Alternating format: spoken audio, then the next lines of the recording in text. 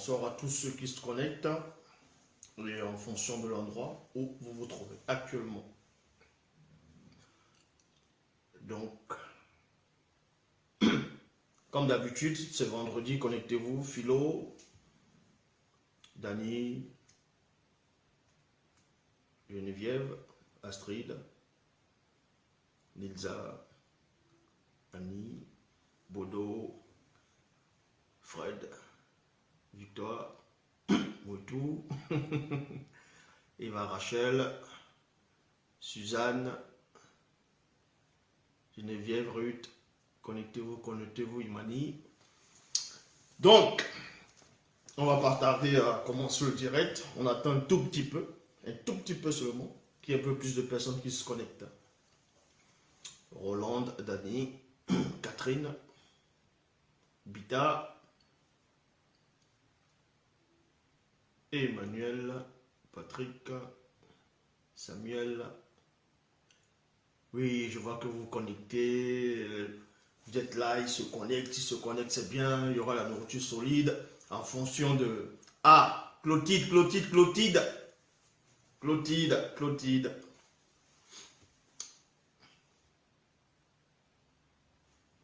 La Clotilde. Bon. Daniel, Camilla, Virginie. Sonja.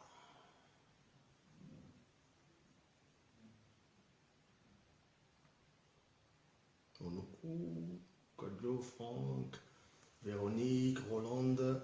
Bon, on va pas tarder. Encore quelques petites minutes ou secondes. On va commencer le direct. Donc, durant l'enseignement, comme vous savez, il faut constamment envoyer des cœurs et partager le direct au maximum. Et beaucoup de personnes qui vont se connecter, qui poseront des questions pendant le live. Ceux qui pourront les répondre, vous allez les répondre. Donc, ici, nous allons parler de, une fois de plus, il y avait l'Éternel, Elohim, Jéhovah. J'avais déjà fait plusieurs enseignements sur ce personnage, sur ce soi-disant Dieu. J'ai fait, je crois, plusieurs vidéos déjà. Et beaucoup de personnes pensent que ce sont les mêmes vidéos qui reviennent. Non, à chaque vidéo, à chaque enseignement, il y a toujours des révélations. Parce que la révélation, c'est révéler l'action. Donc ici, nous allons commencer. Donc à tous ceux qui viennent de se connecter, un peu partout, que ce soit l'Afrique, l'Europe, l'Asie, l'Amérique, soyez unis et envoyez des cœurs, ne soyez pas troublés. Et tous les versets que je vais envoyer, vous allez vérifier. Parce que même dans les Bibles actuelles classiques, il est dit dans Jean 3:11, nous disons ce que nous savons et l'on rend témoignage de ce qu'on a vu. Donc ici, nous allons commencer par rapport à Yahvé. Elohim, Jéhovah l'Éternel. Et beaucoup de personnes dans le monde, de toute forme de croyance, savent, se disent que Jéhovah, donc Yahvé Elohim, certains disent qu'il est le Dieu unique, que dans toutes les religions, c'est la même personne, c'est le même Dieu, c'est la même divinité, qui opère, qui est dans plusieurs religions, mais connu sous différents noms. Ici, nous allons donc voir si, premièrement, ce Yahvé, on va vous démontrer par rapport à ce Jéhovah, à ce Yahvé, par rapport aux 5 phrases. 5 phases. Nous allons prendre 5 phases. Donc, 5 phases pour démontrer qui est ce Yahvé. Une fois de plus, donc, montrer les côtés de ce soi-disant Yahvé, Jéhovah l'Éternel, que les chrétiens, que beaucoup de formes de spiritualité, de gens adorent.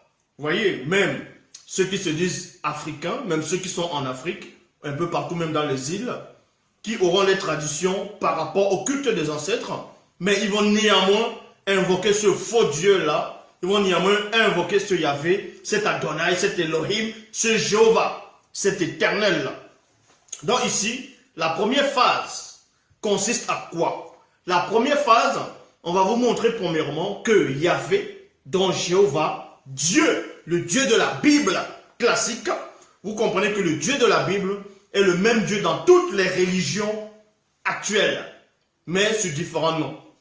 Donc, le Dieu de la Bible ici, donc, qui est Yahvé Adonai, Jéhovah l'Éternel, La première phase, on va vous montrer qu'il n'est pas le Dieu unique. Il n'est pas l'unique Dieu. Il n'est pas l'unique Dieu. Parce qu'on a tout tendance à dire qu'il est une seule personne qui remplit trois fonctions en tant que le Père, le Fils et le Saint-Esprit. Mais quand on dit le Père, le Fils et le Saint-Esprit, les gens ont juste la méconnaissance de la vérité. Parce que quand on dit le Père, le Fils et le Saint-Esprit, on parle de 4 personnes et non 3 personnes. Ils vont dire la Trinité. Mais quand on dit le Père, le Fils, le Saint et l'Esprit, oui, parce qu'il y a le Saint, mais qui essaie de faire croire que le Saint est directement s'efface dans l'Esprit. Mais quand il représente la croix, c'est pas trois branches. On voit 1, 2, 3, 4. Parce qu'il y a, on voit 4 branches. Vous voyez, 4 bouts. Donc le Père, le Fils, le Saint et l'Esprit. Mais bon, ici nous allons commencer la phase 1. Yahvé n'est pas le Dieu unique. Pourquoi? On va prendre les versets des Bibles actuelles classiques. Dans Genèse, chapitre 3, au verset 22. Dans Genèse 3, 22, il est dit ceci.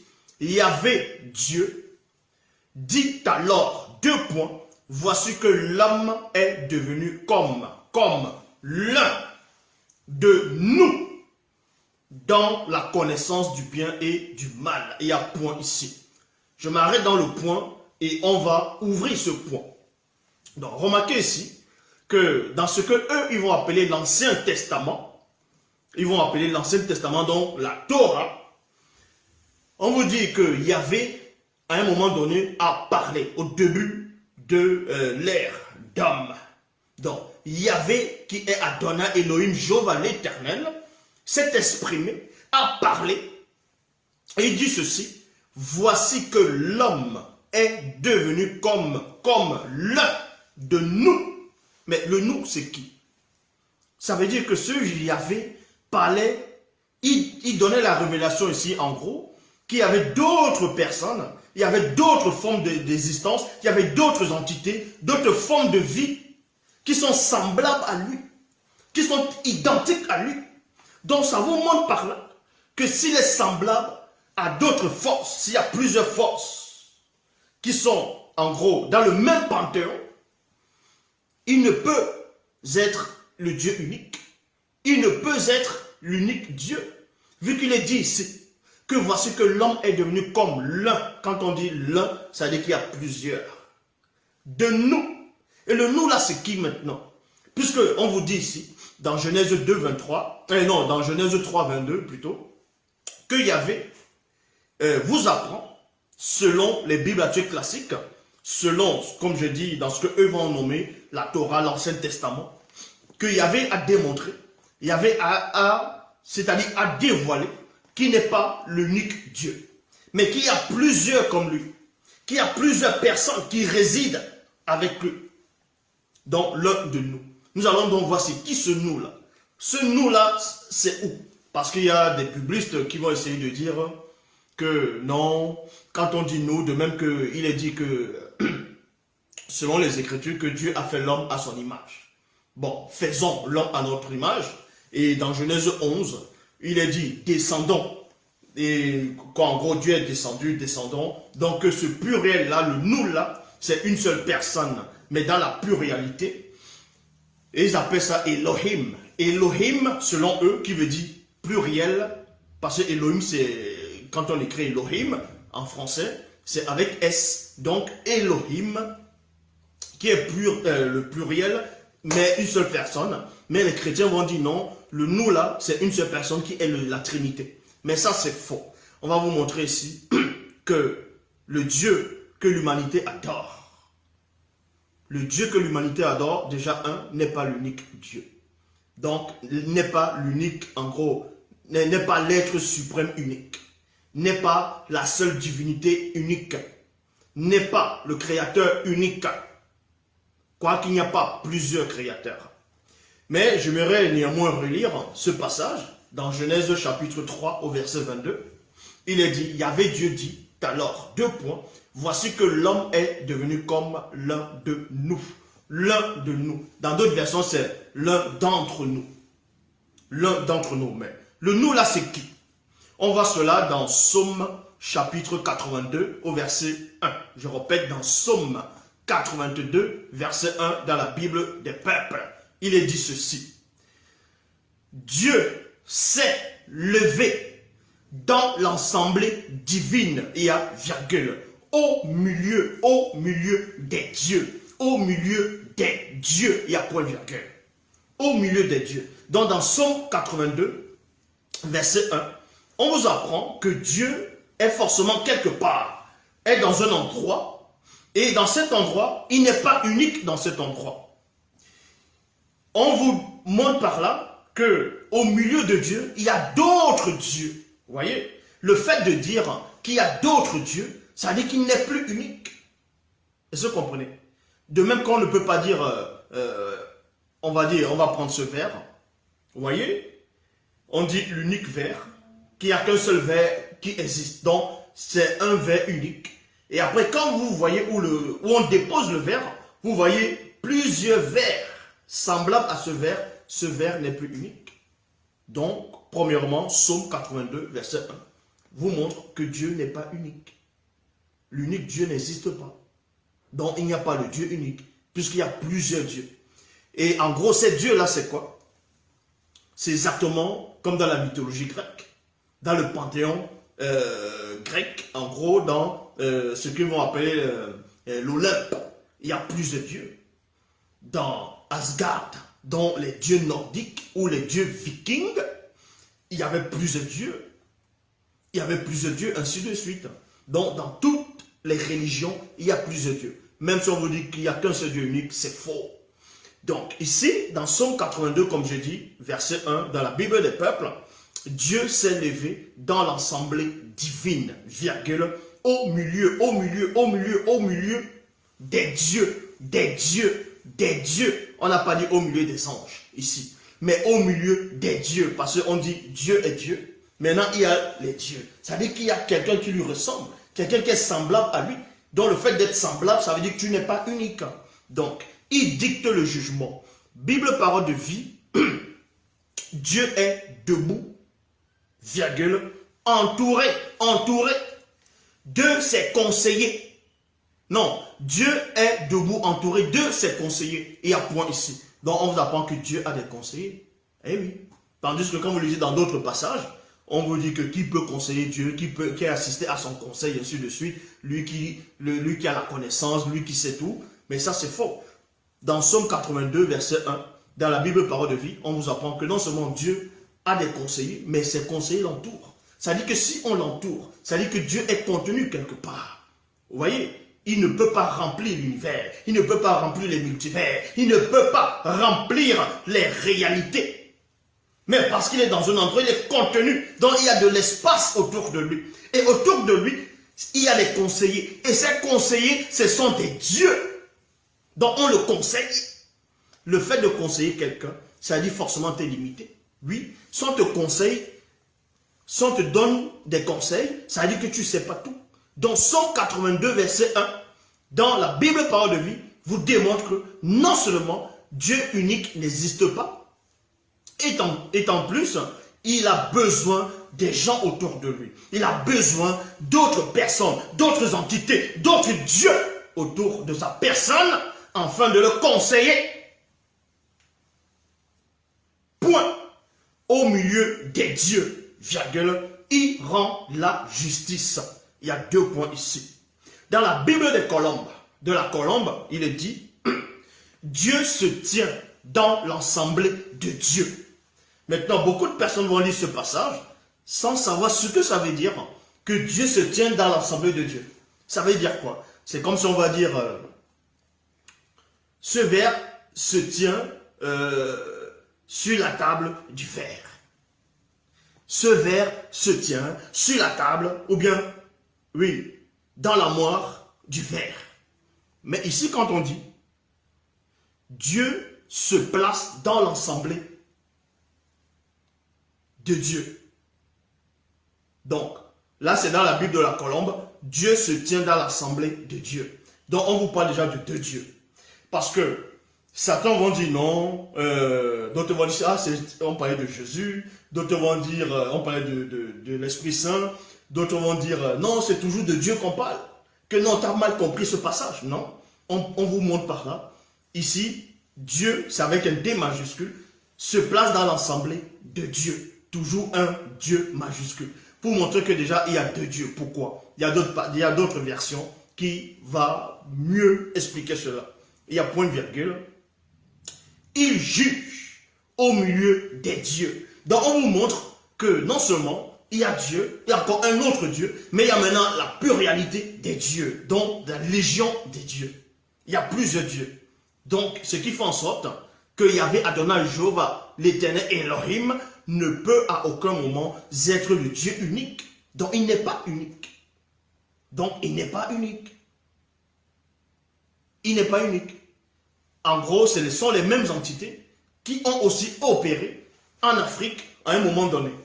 C'est pour ça que quand vous allez voir les gens qui pratiquent, on va dire, le culte des ancêtres, des crânes, ainsi de suite, ils vont dire, les ancêtres, ils vont dire les dieux. Ils vont dire les dieux, toujours la pluralité, donc les dieux. En fait, ce sont ces mêmes esprits-là qui opèrent dans chaque civilisation, dans chaque époque, mais sur différents noms. Dans la traduction du Monde Nouveau, il est dit, Dieu se place dans l'assemblée du divin, du divin, du divin. Parce qu'il y a Dieu, maintenant, on fait la distinction entre Dieu et le divin. Donc, dans l'assemblée du divin, point virgule, au milieu des dieux, il juge. Ça, c'est la première phase. Parce qu'il y a 5 phases. Nous sommes encore dans la première phase. Pour comprendre la duperie, la tricherie, le mensonge, l'hérésie totale de ces faux dieux qu'on vous a présentés, qu'on vous a soi-disant ramenés en Afrique pour coloniser vos ancêtres. Voilà ces dieux-là qui ont des défauts, qui ne peuvent même pas être uniques, parce qu'ils ont des semblables, et ensuite il a un conseiller, il a des conseillers. Et on va vous montrer les passages où on conseille Dieu. Et oui, il y a des passages où on conseille Dieu, parce que Zouloula est le seul à connaître l'explication de toute la Bible. Traduction, c'est-à-dire Bible Shoraki, on vous dit Elohim. Elohim se poste.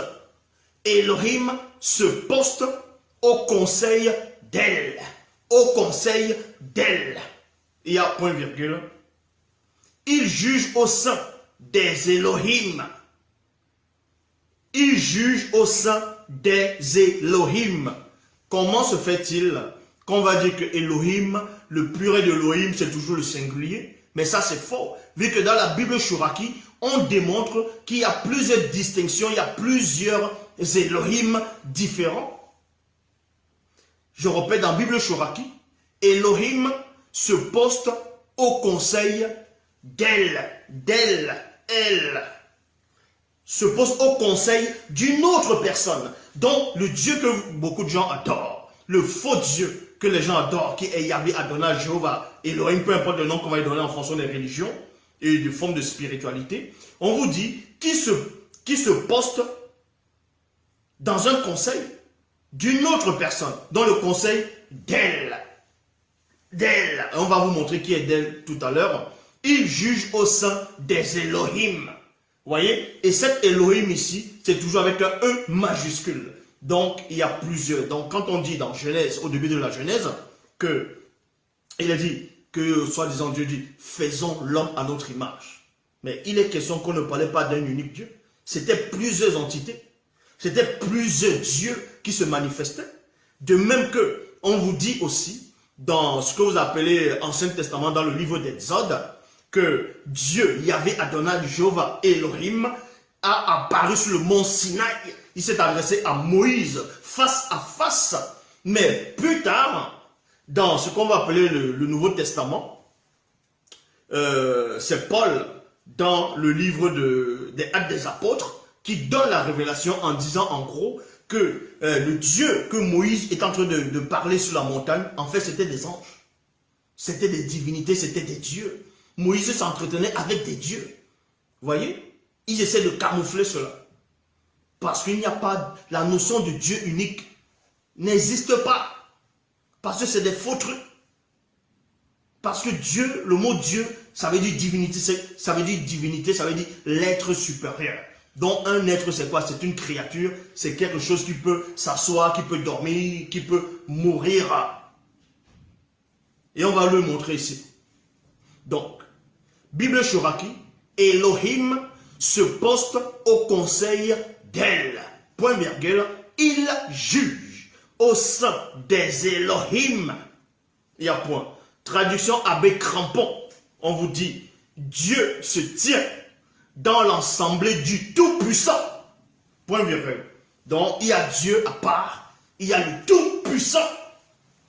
Donc, en gros, si vous voulez comprendre, selon traduction Abbé Crampon, pour ceux qui n'ont pas de substance spirituelle, ils vont vous dire non, ce Dieu-là, c'est toujours le Tout-Puissant, là.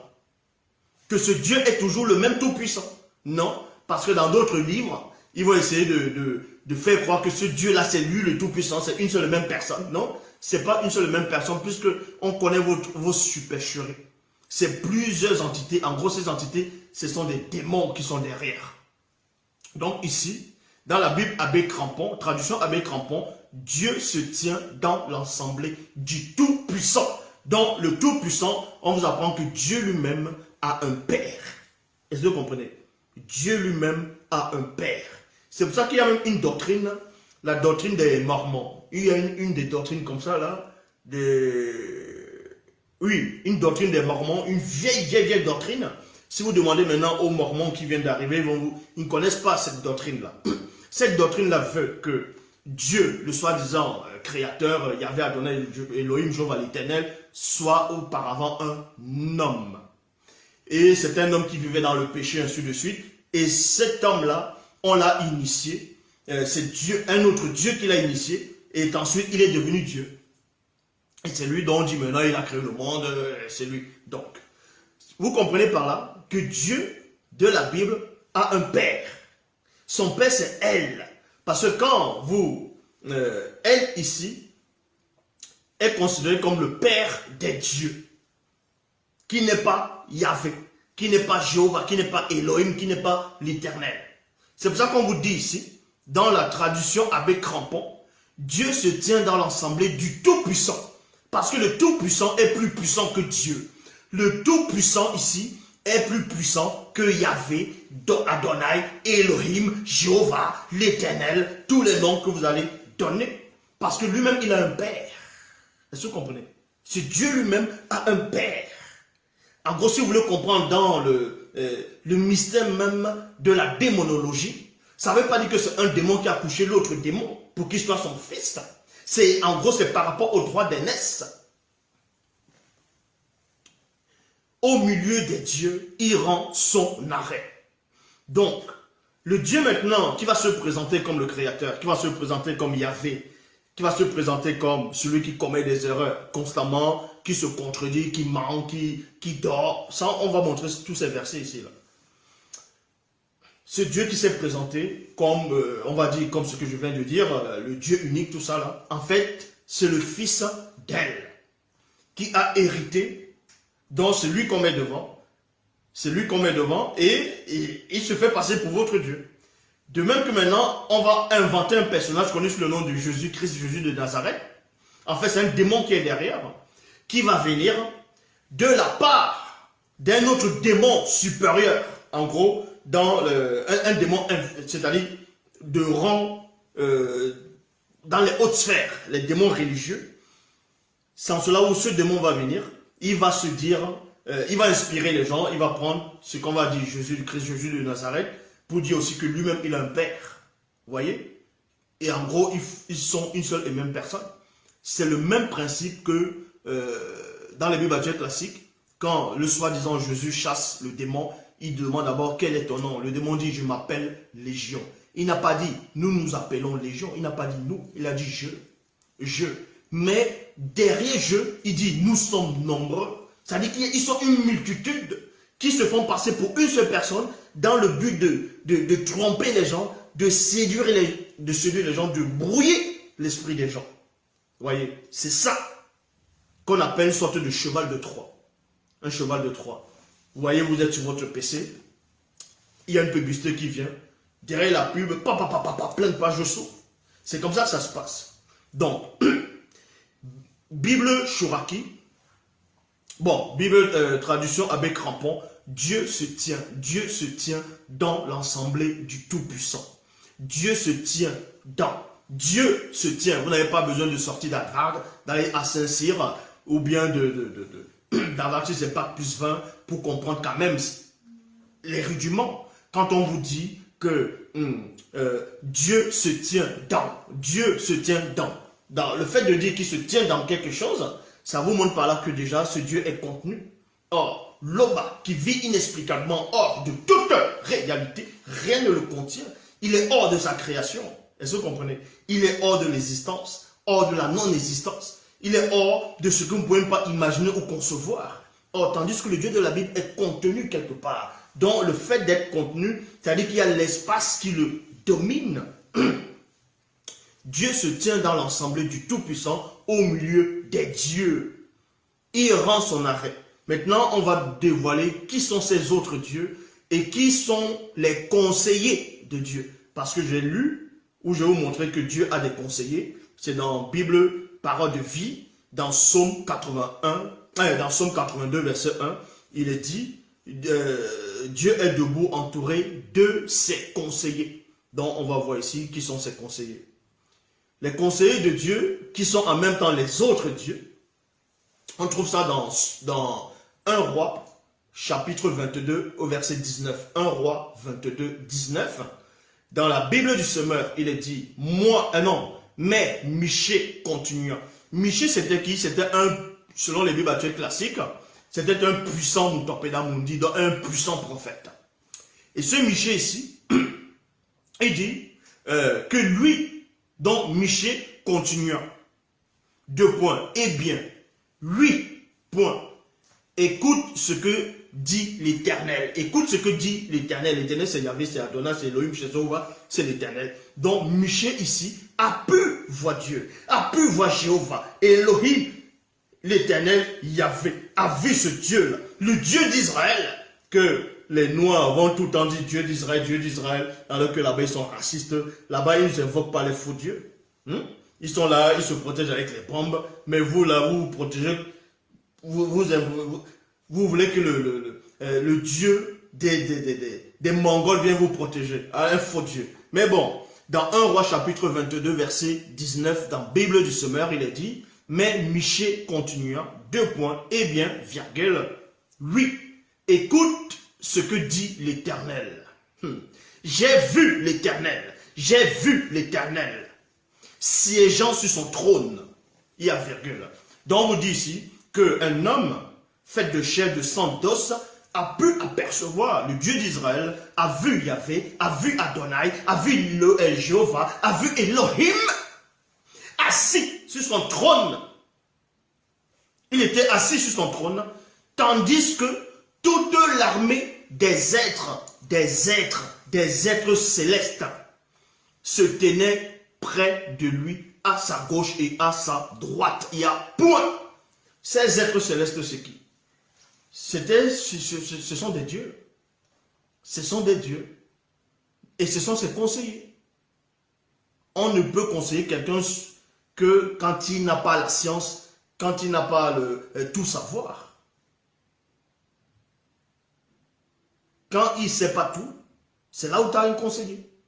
Donc, dans 1 Roi 22, 19, on vous apprend que l'Éternel, dont Yahvé, est assis sur un trône. Tandis que toute l'armée des êtres célestes se tenait près de lui, à sa droite et à sa gauche. Bible, dans 1 Roi, chapitre 22, verset 20, Bible des peuples, il est dit, et Yahvé a dit, qui trompera le roi d'Israël pour qu'il parte en campagne et se fasse tuer à Ramoth de Galade, virgule. Donc, on vous montre que Yahvé ici n'a pas d'idée. Yahvé a envie de faire périr un roi sur la terre, mais il ne sait pas comment le faire périr. Il a envie de lui donner une idée que ce roi-là aille se faire tuer. Mais Yahvé ne sait pas comment faire. Sans cela, maintenant, il va requérir à son conseil, en gros, à ses égaux. Vous voyez? À ses égaux. Ses égaux qui sont toujours les autres dieux. Et maintenant, ces autres dieux vont lui donner, en gros, quand on dit ce sont ses égaux, ça veut dire qu'ils ont la même nature, en gros. Ce sont des dieux. Ce sont des dieux néanmoins. Il pose la question, il dit, qui trompera? Et le mot tromper, c'est quoi? C'est mentir. Mais dans les Bibles actuelles classiques, quand vous lisez, on vous dit, qui aime le mensonge? C'est Satan. C'est là vous comprenez tout. Vous comprenez tout. Donc ici, et on vous dit, l'un répondra d'une façon et l'autre d'une autre. Parce qu'il y avait voulu une solution. Mais il ne connaissait pas la solution. Jéhovah, le Dieu de la Bible, le Dieu d'Israël, ne connaissait pas, ne savait pas comment faire périr un homme. Vous voyez, il ne savait pas comment séduire un homme pour le faire périr. Donc en cela, il avait besoin du conseil de ses semblables, des autres dieux qui étaient autour de lui. Donc il dit, comment on va faire? Qui c'est qui va faire? Qui c'est qui va séduire ce roi? Qui va le tromper? Donc qui va le mentir? Déjà c'est un esprit de mensonge. Il approuve le mensonge parce que Satan, ce sont les serviteurs de Satan qui s'expriment. Il approuve ici le mensonge. C'est Satan lui-même. Donc, Bible de Jérusalem, on vous dit, Yahvé demanda, qui trompera Akab pour qu'il marche contre Ramoth de Galad et qui succombe? Point d'interrogation. Ils répondirent, celui-ci d'une manière et l'autre d'une autre. Et l'autre d'une autre. Ça, c'était la phase 1. Maintenant, nous passons dans la phase 2. La phase 2 consiste à quoi? Yahvé ne sait pas tout. Jéhovah ne sait pas tout. Dieu ne sait pas tout. Oui, ça va vous choquer. Ce mot-là, ils vont dire, oh, Zoula est devenu fou. Oui, quand je dis Dieu, je ne parle pas de Loba. Loba est au-dessus de tout ça. Dieu, ça veut dire Dios, ça veut dire Zeus. Donc, la phase 2, Yahvé ne sait pas tout. Parce qu'il a des conseillers. Il oublie même. Il a besoin de voir pour croire. Donc, on vous dit ici dans 1 Roi, chapitre 22, verset 21, il est dit, finalement, un esprit est sorti. Un esprit est sorti, s'est tenu devant Jéhovah et a dit, 2 points. Donc, on vous dit ici, là, quand il y avait Jéhovah l'Éternel, Dieu, il parle, il pose la question, qui va laisser lui, cet homme, qui va tromper cet homme sur terre? Chaque entité, donc chaque dieu, parce que les anges sont considérés comme des dieux. Les anges, ce sont des dieux. Donc, les dieux, chacun va donner une idée, Mais ça ne correspond pas à l'idée, à ce que Jéhovah veut entendre. Maintenant, il y a un autre esprit qui vient. On va vous dévoiler quel esprit là, selon l'enseignement d'aujourd'hui. Donc, il y a un autre esprit maintenant qui vient, dont un autre Dieu, qui vient se placer devant Dieu, devant l'Éternel ici. On vous dit finalement, un esprit est sorti et s'est tenu devant Jéhovah et a dit, moi je le duperai. Il y a point. Moi je le duperai. Moi c'est qui? C'est cet esprit-là. C'est un autre Dieu qui vient devant Dieu pour lui dire que lui, il va aller tromper, il va aller mentir. Alors qu'on vous dit que Dieu n'aime pas le mensonge, que Dieu a horreur du mensonge. Mais c'est quel Dieu qui a horreur du mensonge alors qu'en secret, il planifie de mentir, d'aller tromper quelqu'un, d'user de la tromperie. Donc, moi, je le duperai. Et Jéhovah lui a dit, 2 points, par quel moyen? Il y a point d'interrogation. Maintenant, on dit ici, par quel moyen? Jéhovah dit, par quel moyen? Il y avait Adonai, Elohim, Dieu d'Israël, dit, par quel moyen? Parce qu'il n'arrivait pas à lire dans la pensée de ce Dieu qui était en face de lui, qui lui disait, lui, il va les séduire. Parce qu'il ne pouvait pas pénétrer ses pensées. Parce que ce n'est pas lui qui a créé ce Dieu qui est en face de lui. Est-ce que vous comprenez? Je répète encore. Ce Yahvé-là, quand tu demandes à cet esprit-là, à l'autre Dieu, à l'autre Elohim, que comment tu vas faire? Ça dit qu'il n'arrivait pas à pénétrer ses pensées. Il n'arrivait pas à lire les pensées de ce Dieu qui est en face de lui. Pour vous montrer que ce n'était pas sa créature. Ce n'est pas lui qui a créé ce Dieu-là. Ils sont semblables. Mais sauf que le Dieu qui est assis néanmoins sur le trône est quand même plus puissant que l'autre Dieu qui est en face de lui par rapport à l'ordre d'arrivée. Mais ce sont des égaux néanmoins parce que ce sont des esprits faits de la même matière, faits de la même substance, faits de la même nature. Donc, moi je le duperai et Jéhovah lui a dit, par quel moyen? Point d'interrogation. Par quel moyen? Traduction œcuménique de la Bible. Alors un esprit s'est avancé et s'est présenté devant le Seigneur et a dit, deux points, c'est moi qui le séduirai. Point. Et le Seigneur lui a dit, de quelle manière? De quelle manière? Parce que les autres ne savaient pas. Comment? Ils n'arrivaient pas à satisfaire. C'était ses conseillers. Les conseillers étaient là. C'était le conseil. Et on vous dit qu'un homme, un prophète avait vu cela. Il a pénétré la vision. Il a percé la vision. De quelle manière? Bible en français courant. Alors, l'esprit avec un E majuscule qui inspire les prophètes s'est avancé devant le Seigneur et a dit deux points. On vous dit ici que l'esprit qui inspire les prophètes est venu devant l'Éternel, est venu devant Yahvé, est venu devant Jéhovah Elohim, devant le Dieu d'Israël, et a dit que lui, il va les séduire. Mais l'esprit qui inspire les prophètes, c'est qui? Dans les Bibles actuelles classiques, quel est l'esprit qui inspire les prophètes? Bon, qui inspire alors ces prophètes? C'est là que vous comprenez que tous les prophètes qu'on vous a présentés, avec ces noms bizarres, on a changé les noms, les lieux de naissance, tous ces prophètes que les Occidentaux vous ont ramenés, tous ces prophètes que les religions dites révélées vous ont ramenés en Afrique, ce sont des faux prophètes. Tout simplement, ce sont des prophètes d'égarement, des mensonges. Parce que derrière, on vous dévoile le système de Satan, le Mundima Obé, le mauvais esprit. Que c'est l'esprit qui inspire tous ces prophètes-là. Depuis que le monde est monde, dans chaque civilisation, génération, époque,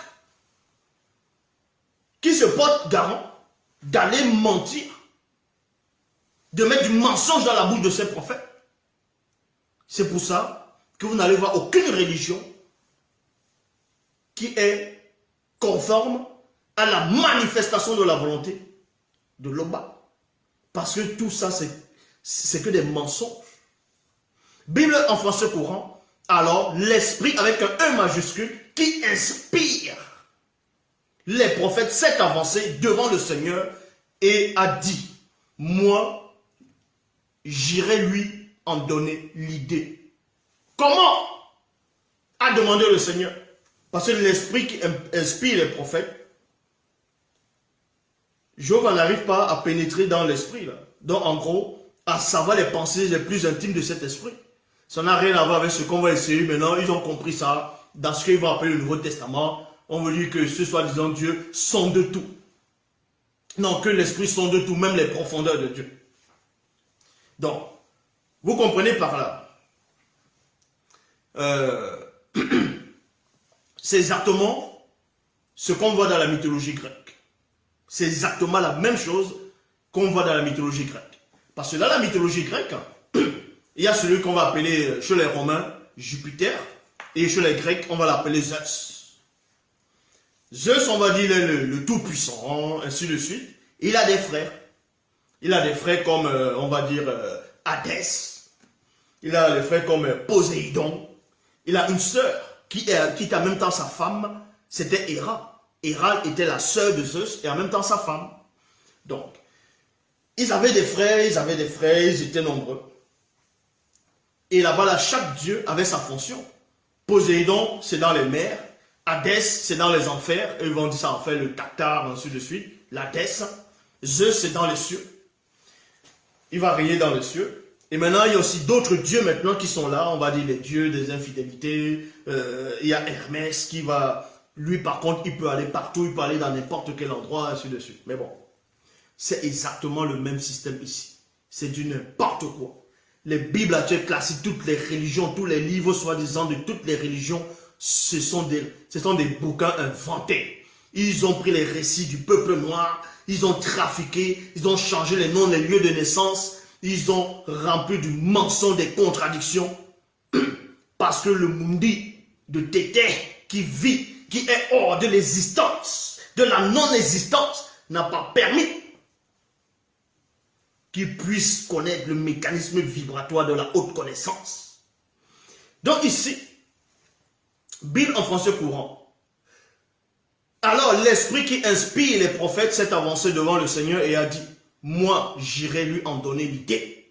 Comment a demandé le Seigneur.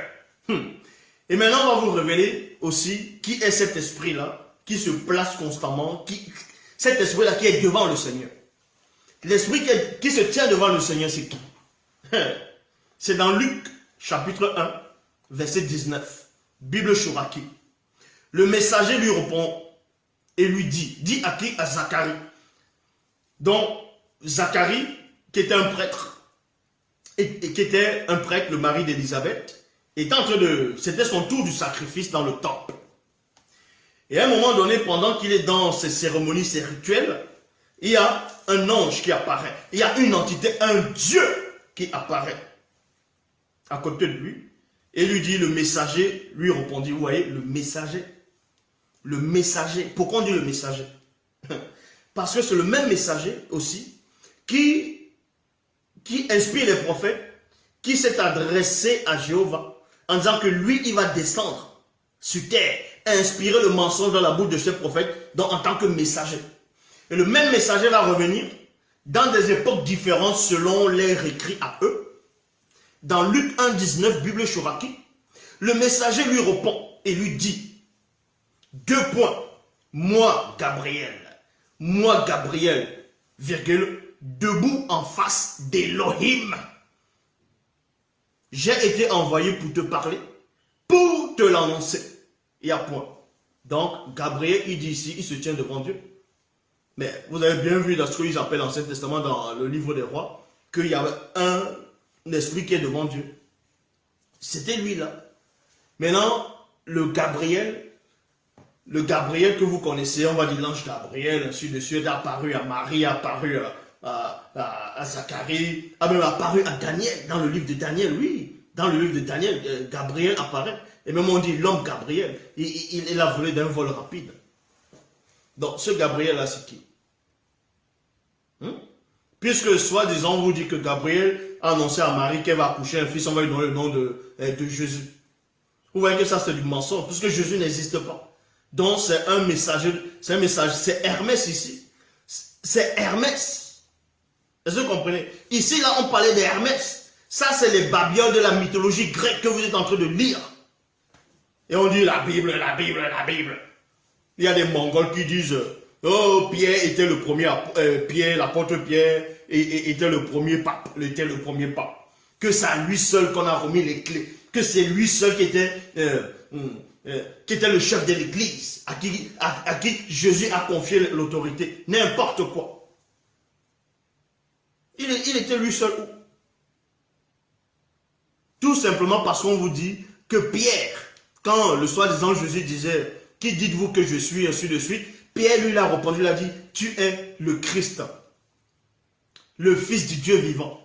Et on vous dit que Jésus a répondu à Pierre, il a dit, tu es béni, Simon, fils de Jonas, ce n'est ni la chair ni le sang qui t'a révélé cela, mais mon Père qui est dans les cieux. Vous voyez, dans, parce que son Père est contenu, son Père est assis sur le trône avec des conseillers pour, vous voyez, toutes les guerres qui sont dans le monde, tout le mensonge qui est dans le monde, la pollution qui est dans le monde, c'est eux qui causent ça. C'est eux qui causent ça. Ils sont dans les conseils là-bas. Ils sont dans les conseils pour voir comment ils vont troubler les humains sur la terre. Donc ils vont causer les crises économiques, ils vont envoyer des terroristes, ils vont faire des dégâts sur terre. C'est eux dont le frère et son père avaient dénoncé.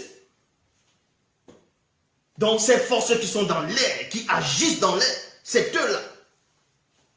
Donc, et beaucoup de gens donnent leur énergie à ces entités-là, à ces forces-là, à ces dieux-là, à ces démons-là.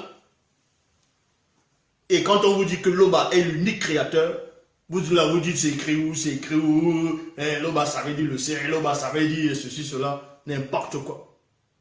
Donc, ici vous comprenez que ce Gabriel est venu annoncer un mensonge. Parce que Jésus-Christ, Jésus de Nazareth n'existe pas. Il n'existe pas. C'est même la raison pour laquelle même les faux juifs là ne l'adorent pas, n'acceptent pas ce Jésus-là. Parce qu'ils connaissent l'histoire aussi inventée. C'est pour ça qu'ils n'acceptent pas un autre personnage encore inventé. Vu que le prophète le plus puissant qui a existé, selon les faux juifs, c'est Moïse. Puisque dans la Torah, on dit quoi? Qu'il n'en a plus paru en Israël, dans le livre de Deutéronome, il n'en a plus paru en Israël de prophète semblable à Moïse, que personne lui a été comparable, qu'il soit en puissance, en miracle, selon les livres classiques. Donc il n'en a plus paru. Ça ne veut pas dire que c'était à son époque, c'est tous les temps. Et on vient usurper encore un autre personnage, on dit c'est Jésus. On essaie de présenter un Jésus blond, les cheveux bien lisses, tout ça là. Il ne ressemble même pas à un faux juif. On dit que c'est un faux juif, mais vous voyez même que ça ne tient pas. Autant des nazis, autant d'Hitler. Hitler, on veut dire qu'il détestait les juifs. Mais ça ne les empêchait pas quand même d'adorer un juif, soi-disant un juif, qu'ils appellent Jésus. Vous allez aux États-Unis, dans l'Amérique profonde là-bas, là, il y a le Kéké, non pas le Kéké, le Ku Klux Klan. Donc il veut dire siècle, lumière et famille. Le Ku Klux Klan, ça veut dire siècle, lumière et famille. Donc, c'est des pires racistes. Et on vous dit quoi? On vous dit tout simplement qu'eux, ils n'aiment pas les juifs. Mais ils ont la Bible. Ils adorent un soi-disant prophète juif. Mais ils n'aiment pas les juifs. Mais ils adorent un prophète juif en disant que c'est Dieu. Donc vous voyez que c'est la confusion totale. C'est la confusion totale. C'est la confusion. De même que vous voyez les gens comme ceux qu'on appelle les Donald Trump. Il vous dit quoi? Il dit que l'Amérique doit rester aux Américains. Il dit l'Amérique doit rester aux Américains, que rentrez chez vous. Il dit aux Haïtiens rentrez chez vous. Il renvoie les gens, il bloque les visas des gens. Alors que lui-même, Donald Trump c'est qui? C'est lui-même, c'est un immigré. Eh oui, vous ne savez pas. Vous ne connaissez pas l'histoire de Donald Trump? La maman de Donald Trump était une Écossaise. Et le père de Donald Trump, c'était un Allemand. Si vous ne savez pas, vérifiez. C'était un Allemand. Le père de Donald Trump, c'était un Allemand qui a émigré aux États-Unis. Donc, en fait, le monde est rempli que de confusion. Donc voilà ce Gabriel qui vient soi-disant annoncer à Marie, qui est la mère de Dieu,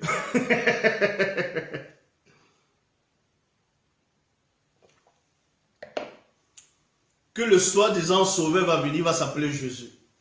Voilà un autre mensonge. Donc, Bible des peuples, moi Gabriel, qui se tient au conseil de Dieu.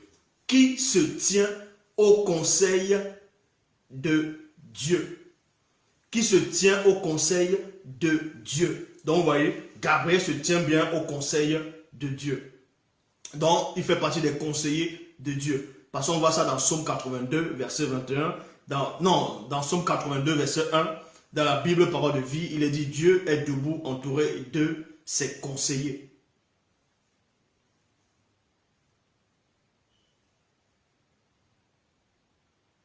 De ses conseillers. Donc, vous comprenez par là, Yahvé ne sait pas tout. Yahvé, il ne sait pas tout. Donc, après avoir passé l'étape de Gabriel maintenant, pour vous montrer qui est ce Gabriel, parce que c'est même pour ça que même certains Américains, certains réalisateurs de films hollywoodiens ont compris quand même quelque chose. Et oui, ils ont quand même compris quelque chose. Ils ont compris quoi? À chaque fois qu'on essaie ils essaient de faire les films sur, les films de, on va dire, pas de science-fiction, fantastique, ainsi de suite, où on parle de Gabriel, que ce soit dans Constantin, ils vont parler de Gabriel. Gabriel, c'est une femme qui vient, elle est déchue après. Parce qu'elle voulait exterminer, elle voulait que Satan vienne régner sur terre. Donc, il y a maintenant aussi un autre film, le film Gabriel. En fait, presque dans tous les films où on parle des anges, qu'on parle de Gabriel, Gabriel a toujours un mauvais rôle dans ce film-là. Parce que ils sont en train de dénoncer ce faux Gabriel. Maintenant, ils ont pris l'histoire le personnage de la vraie entité connue sous le nom de Benengoudi. Vous voyez? Benengoudi. Ils ont dit que c'était Gabriel. Vous voyez? Benengoudi. Le vrai nom c'est Benengoudi. Et Benengoudi n'est jamais venu voir Marie et Youmé en lui disant que tu vas avoir un fils qui va s'appeler Jésus. Donc, on repart dans 1 Roi 22. Dans 1 Roi 22, Bible en français courant, il est dit, j'irai, a-t-il dit, et je ferai prononcer des mensonges par tous les prophètes du roi. Le Seigneur lui a répondu 2 points. Donc, il y avait ici demande à savoir qui parmi ses conseillers va descendre ou bien va inspirer à ce roi-là comment on va le séduire. Vous allez comprendre quelque chose.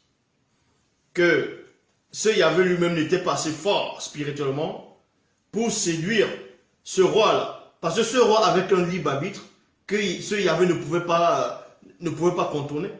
Tandis que son conseiller qui est là avait lui cette force de pouvoir séduire, contourner le libre arbitre de ce roi qui est en bas. Donc vous imaginez, c'est pour ça qu'il avait besoin de conseillers. Et il avait besoin de conseillers. C'est pour ça que de fois on vous dit dans les Bibles actuelles classiques que Dieu va en guerre. Qu'il appelle de l'aide à sa droite. Vous voyez, sa droite est avec lui. On va dire sa main droite. Sa main droite, ça veut dire quoi? C'est son bras droit, c'est un autre Dieu. On va dire sa gauche. Tantôt il est assis sur le chérubin. Arrêtez un peu de délirer.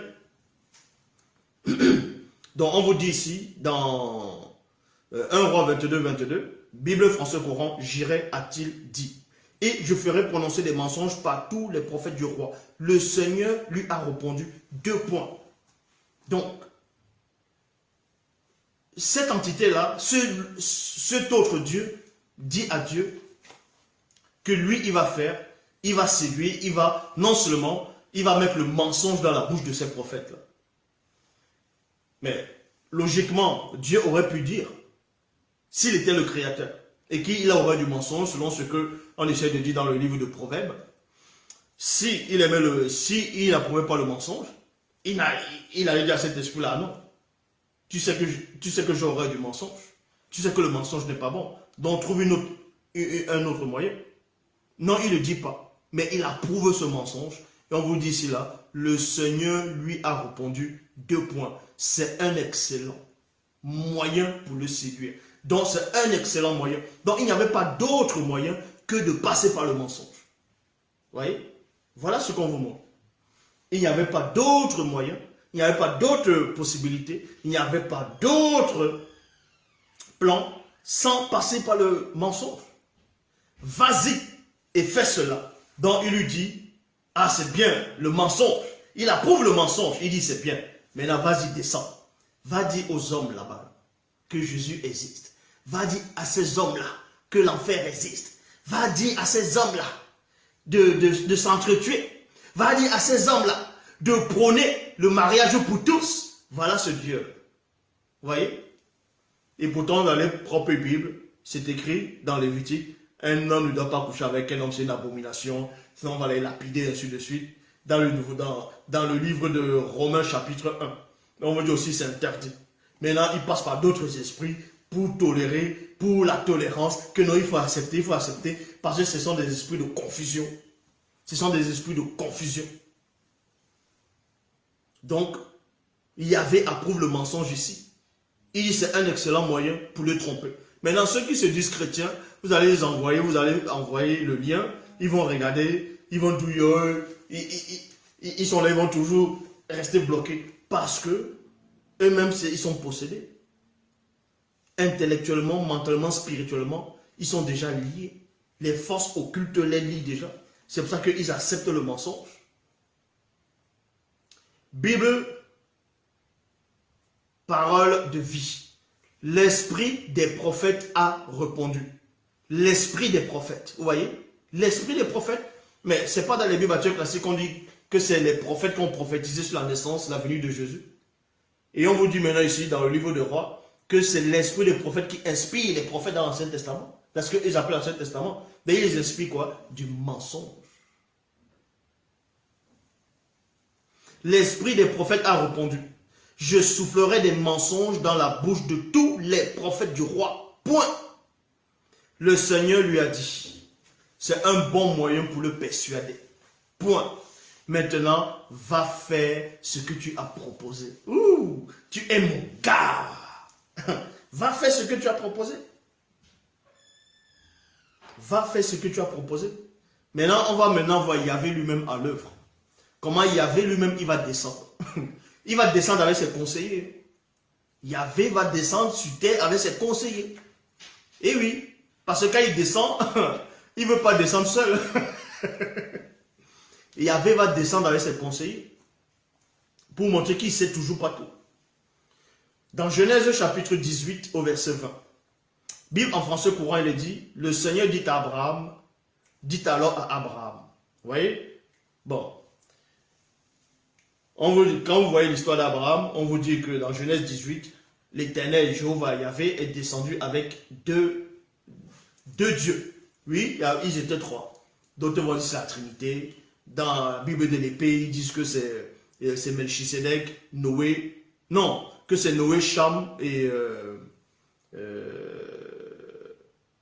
Oui, Melchisedec, Noé et Cham. Donc, maintenant vous voyez par là, dans Genèse 18, il y a trois entités qui sont descendues. Il y a trois entités. En fait, c'était Yahvé qui était là, accompagné de deux de ses conseillers, de deux de ses frères. Parce que ce sont des frères. De deux de ses semblables. C'était trois entités. Donc, on vous dit ici, dans Genèse 18, verset 20. Parce qu'il y a deux dieux dans Genèse 19 qui sont descendus à Sodome vers le soir pour aller exercer le châtiment contre les habitants de Sodome et Gomorrhe. Parce qu'ils commettaient l'acte abominable. Vous voyez, ils essaient de châtier quelques petits péchés pour faire venir d'autres péchés encore. Selon les bibliothécaires classiques. Et on vous dit ici, les deux anges dont les deux dieux sont descendus à Sodome vers le soir, dans Genèse 19. Tandis que dans Genèse 18, vers la fin, Yahvé, le Dieu d'Israël, lui reste en présence d'Abraham. Et voilà ce qu'il va dire à Abraham.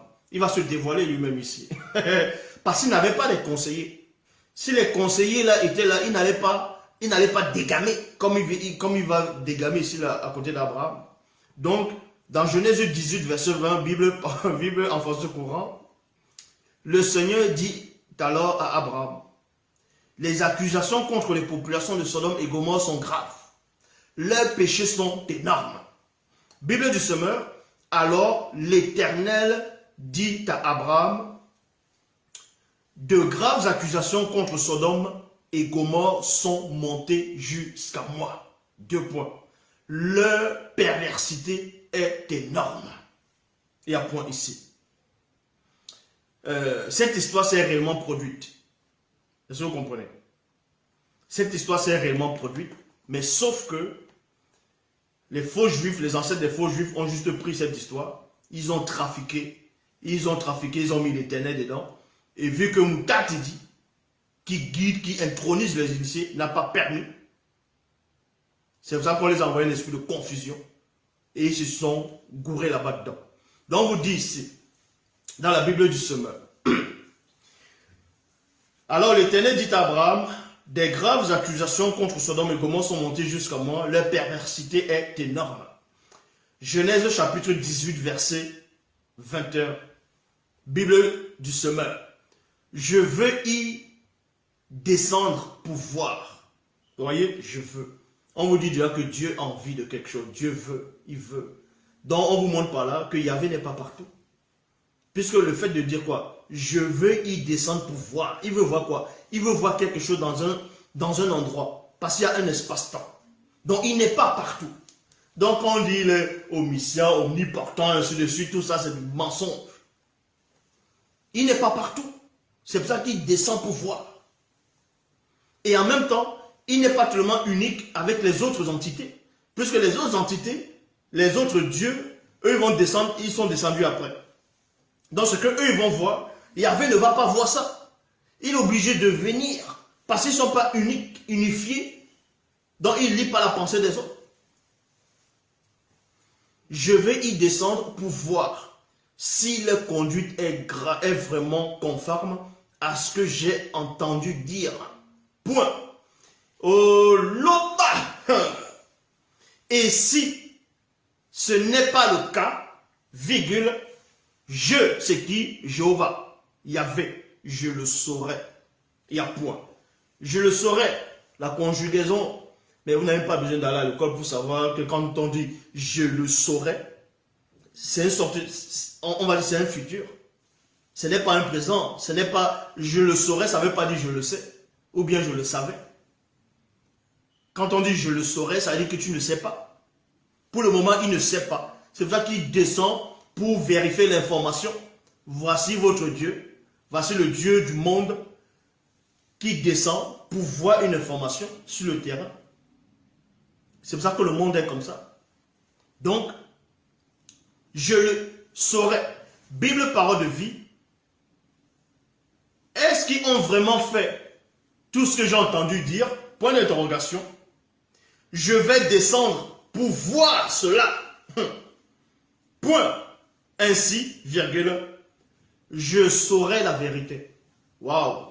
Je saurai la vérité. Je saurai la vérité. La vérité, c'est quoi? N'est-il pas dit dans ce qu'ils appellent le Nouveau Testament que sa parole est la vérité? Comment ça, il saura la vérité? Ça dit qu'il n'est pas dans la vérité. Il saura quelque chose par la vérité. Ça dit que lui et la vérité ne font pas un. Je saurai la vérité.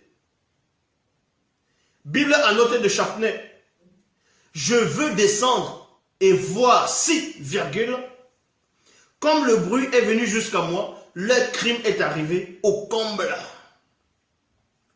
Ou si cela n'est pas, je veux le savoir. Voilà. Dieu dit qu'il a envie de savoir. Je veux le savoir. C'est-à-dire que pour le moment, il ne sait pas encore. Mais il veut seulement le savoir. Il ne sait pas. Donc ça veut dire les cris de plainte de ceux, selon les Bibles actuelles classiques, qui savaient déjà la situation, ils savaient déjà quelque chose avant le Créateur. C'est ce que ça veut dire. Donc, mais attendez, soyons un peu sérieux. Quoi. Soyons un peu sérieux. Après, on va venir dire que Zoula séduit les gens. D'autres vont peut-être dire, waouh, lui là, il est perdu, il va aller en enfer. C'est toi qui vas m'emmener en enfer. Quel enfer? Puisque déjà, vous ne comprenez même pas le mystère de l'enfer. Il y a les gens des détails, ils ne comprennent rien. Dans les églises pentecôtistes, ils vous disent que l'enfer, il y a les démons là-bas qui sont en train de torturer les gens. Les démons sont en train de torturer les gens. Ah, donc les démons torturent les gens en enfer. C'est-à-dire que les démons, ils sont bien alors. Vu que les démons ne vont pas souffrir. Et le but, c'est de torturer les gens éternellement. C'est un bon boulot, ça alors. Waouh, les démons, ils sont privilégiés. Ils passent le temps à torturer les gens. Un coup, c'est Satan qui va être jeté dans le lac de feu. Dans Apocalypse, chapitre 20, verset 10. Un coup, il faut savoir. Donc, et on vous dit ici que Yahvé saura la vérité. Je saurai la vérité. Maintenant, après, il dit, je veux le savoir. Parce qu'il ne sait pas. Maintenant, il y a des Mongols qui vont me dire, oui, mais après, il n'est pas descendu. Après, il n'est pas descendu. Mais puisque après, il a laissé Abraham, il n'est pas descendu. Non seulement il a menti à Abraham, il a dit qu'il va descendre pour voir. Mais il n'est plus descendu. Vu qu'il n'est pas descendu, dans Genèse 19, je lance le défi à quiconque va me montrer où le soi-disant Yahvé est descendu dans la ville de Sodome et Gomorrhe quand il a parlé quand il a dit à Abraham qu'il va descendre dans la ville de Sodome et Gomorrhe. Il a dit à Abraham, je vais descendre. Qu'il est venu, il va descendre. Il n'est pas descendu. Il a laissé Abraham, il est remonté là où il est. C'est plutôt dans Genèse 19 qu'on vous dit, il y a les deux anges, les deux veilleurs. Bon, pas les deux veilleurs, c'est les deux anges là, les soi-disant là. Et les deux hommes sont descendus à Sodome vers le soir. En gros, ce sont ces deux hommes-là qui ont invoqué ce Yahvé après, qui lui ont donné l'information. Il dit à Abraham qu'il va descendre, il ne descend pas. Voilà. Maintenant, dans Genèse, chapitre 3, verset 9, Yahvé Dieu appela l'homme et lui dit, où es-tu? Où es-tu? Donc, il appelle l'homme, il dit à l'homme, cet homme-là qu'on va appeler Adam. Il dit, mais Adam, tu es où? Je ne te vois pas. Mais tu es où? Je ne te vois pas. Tu es où? Windewe, je ne te vois pas. Donc, il ne voit pas partout. Il ne voit pas partout. Il est limité. Yahvé est limité. Il ne voyait pas. Yahvé dit à l'homme, lui dit, où es-tu? C'est après que l'homme répond, j'ai entendu ta voix, je me suis caché derrière les hommes. Eh oui. Maintenant, comme vous le lisez dans Genèse 4, verset 9, Yahvé dit à Caïn, où est ton frère Abel? Puisqu'il ne voyait même pas le corps. Puisque Caïn, selon la Bible classique, a tué Abel. Et il a jeté son corps. Il a mis son corps quelque part. Et Yahvé ne pouvait pas voir le corps. C'était caché à ses yeux. Il dit, mais où est ton frère? Mais j'entends plutôt le sang, la voix du sang de ton frère crie de la terre jusqu'à moi. Mais j'entends le sang, mais j'entends la voix du sang, mais je ne le vois pas. Il est où? Et Caïn dit, je ne sais rien. Toi, parce que c'est des menteurs. Lui-même, il ment aussi sur le gardien de mon frère. Bon, maintenant, on passe à la phase 3. La phase 3. La phase 3, Yahvé maintenant se repent. Oui, le Dieu d'Israël se repent. Il se repent. Maintenant, quand vous tapez le mot repent, se repentir, c'est quoi? La définition, c'est quoi? C'est peine morale d'avoir mal agi. Regret d'avoir commis une faute, un péché que l'on désire expier. C'est ça se repentir. Bon, il se repent où? Dans Exode chapitre 32 au verset 14. Traduction Pirette Clama Lénard. Il est dit, alors Yahweh se repentit du mal qu'il avait dit vouloir faire à son peuple. Qu'est-ce qui s'est passé ici? Dans Exode 32, 31 à 32. Donc je répète, dans Exode 32, 31 à 32. Moïse dit là à Dieu, pardonne le péché des enfants d'Israël, sinon efface-moi de ton livre que tu as écrit. Parce qu'à un moment, il avait dit à Moïse, retire-toi, je veux consumer, je veux brûler, parce qu'il aime brûler. Vous voyez? C'est pour ça qu'il y a des guerres comme ça là. On voit les guerres, on massacre les gens, parce que ce sont c'est les mêmes démons qui sont là-bas. Là. C'est les mêmes démons. Les Arès, les démons qu'on va trouver aussi dans la mythologie nordique, donc les Vikings, Thor, Odin, Loki, ainsi de suite. Parce qu'on vous dit que les Vikings, ils aimaient tellement le sang, il fallait qu'ils meurent dans la bataille pour aller dans le Valhalla. Le Valhalla, c'est, on va dire, c'est le paradis des guerriers. Là-bas, ils vont boire l'hydrogène. L'hydromel plutôt, pas l'hydrogène. L'hydromel. Avec Thor. Donc, il y avait ce repent. À un moment donné, on dit à Moïse de faire sortir le peuple d'Israël. De faire sortir le peuple d'Israël de l'Égypte. Moïse fait sortir le peuple. Dieu lui dit, va dans le lieu où je t'ai envoyé là-bas, dans le Canaan, le pays qui coule le miel. En cours de route, on vous dit, les Israélites ont murmuré, ils ont fait n'importe quoi, ainsi de suite. Et Dieu s'est énervé. Vous voyez, parce qu'il n'arrivait pas à voir la suite. Il dit, bon, allez, bon, retire-toi, je veux consumer ce peuple-là comme un seul homme, je veux les brûler. Et on vous dit que Moïse a conseillé Dieu. Moïse a réussi à convaincre Dieu. Un homme qui convainc le Créateur, waouh, c'est vraiment fort ça. Quand vous lisez, on vous dit que Moïse dit à Dieu, non, ne fais pas ça. Qu'est-ce que les autres peuples vont penser? Que tu allais les retirer là-bas en Égypte, tu es venu les faire périr ici, ça veut dire que tu n'es pas puissant, on ne va pas honorer ton grand nom. Et puis Dieu a dit, bon, d'accord, ouais. Vous voyez, on l'a convaincu. On l'a convaincu. On l'a convaincu. Tout simplement, on vous montre par là Ce n'est pas lui le créateur. Ce n'est pas lui qui crée les hommes. Donc, arrêtez un peu de délirer. Les gens vont venir. Non, tu as mal compris le passage. Quel passage? Le peuple d'Israël n'a jamais subi l'esclavage en Égypte. Ça, je l'ai démontré. Et personne jusqu'à présent n'a réussi à me prouver le contraire. Même dans les Bibles actuelles classiques, quand le soi-disant Jésus parlait à ces juifs-là, il disait quoi? Que celui qui demeure dans le péché est esclave. Les juifs ont dit quoi? Eux, ils n'ont jamais été esclaves de qui que ce soit. Les juifs ont dit quoi à Jésus? Qu'ils n'ont jamais été esclaves de qui que ce soit. Donc, pour vous montrer, dans les propres bouches, que même nos ancêtres n'ont jamais été esclaves, même en Égypte. Jésus n'a pas dit c'est faux. Il n'a pas dit hey, c'est le mensonge. Vos ancêtres, quand d'autres disent que les Hébreux c'est toujours les Juifs, que vos ancêtres, votre peuple a toujours été esclave à un moment.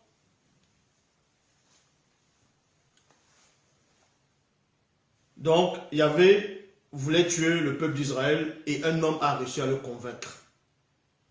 A touché son cœur, l'a convaincu.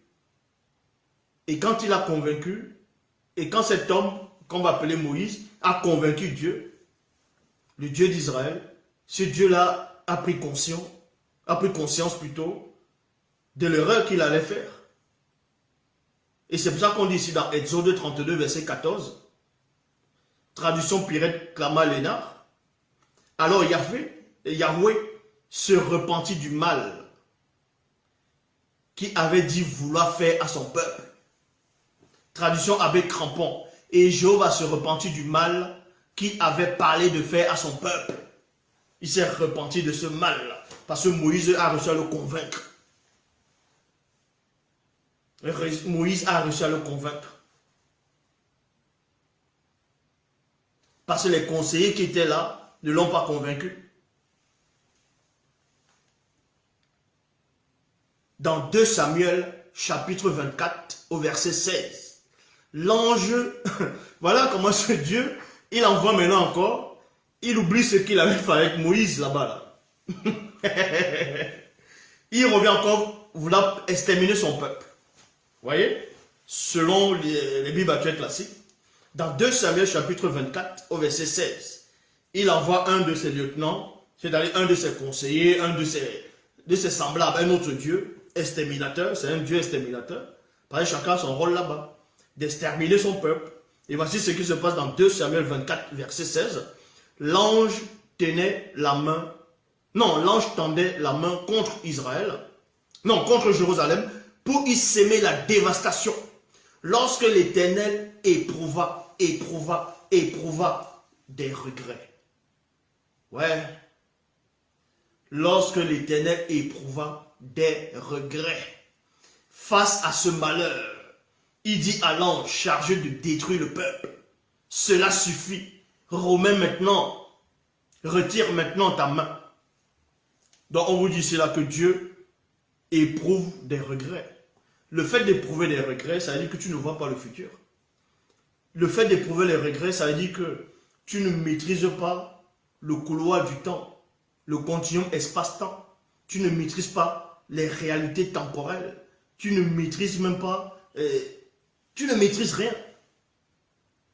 Quand tu éprouves des regrets, ça veut dire qu'à un moment, toi-même tu es limité dans le temps et l'espace. C'est comme si tu fais quelque chose aujourd'hui, 5 minutes après, tu éprouves des regrets. Tu vas éprouver des regrets parce qu'il y a quelque chose qui se produit, que tes yeux ont vu.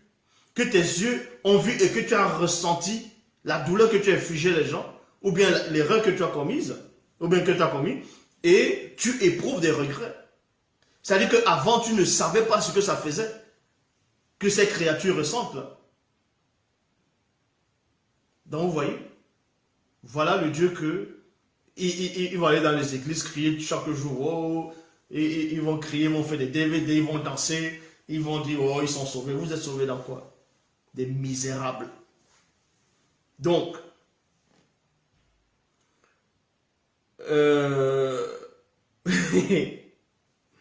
Bible de Jérusalem, non, Bible parole de vie. L'ange du Seigneur étendit la main vers Jérusalem pour la détruire. Il y a point. Le Seigneur est bouleversé. Le Seigneur est bouleversé. Est bouleversé par ce malheur. Donc on vous dit que Dieu est bouleversé. Oh, le malheur, il est bouleversé, il est bouleversé. Heureusement qu'il y a les autres dieux qui vont le conseiller, qui vont le consoler. On vous dit que Dieu, le Seigneur Yahvé Adonai Jéhovah Elohim, est bouleversé par ce malheur. Il dit à l'ange destructeur, c'est trop, arrête, arrête. Il dit c'est trop, hé, c'est trop là, arrête. Bible de Jérusalem, l'ange étendit la main vers Jérusalem pour l'exterminer, mais Yahvé se repentit de ce mal. Et il dit à l'ange qui exterminait le peuple, assez, retire à présent ta main.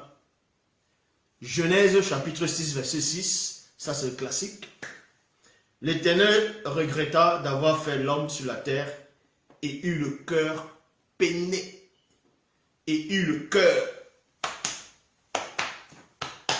Mais le cœur c'est un muscle. Hein?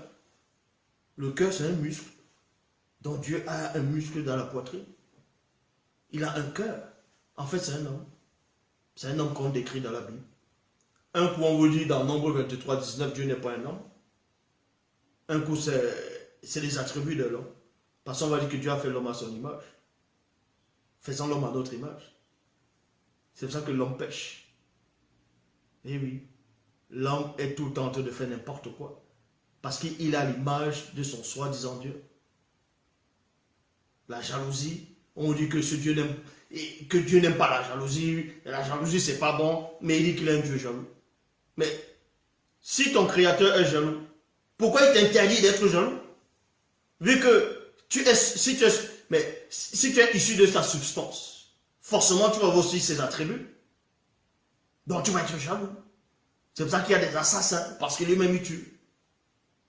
Mais vous voulez quoi?